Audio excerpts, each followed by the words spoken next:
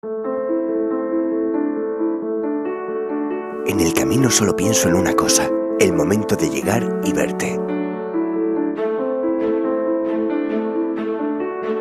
El manjar de la mañana. Salvo en contadas ocasiones, solo lo comparto contigo.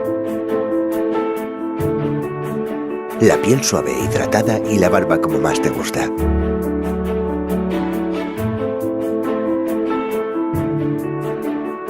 Las sábanas siempre radiantes, para que te iluminen cada día.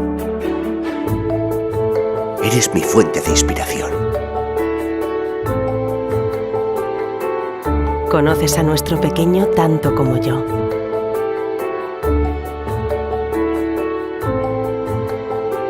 ¿Quién te hubiera dicho que iba a llegar a ser algún día un gran chef?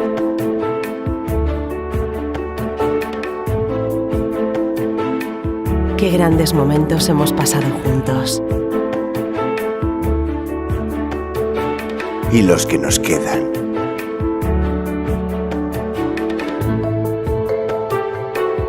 No podría cerrar los ojos sin que estuvieras a mi lado.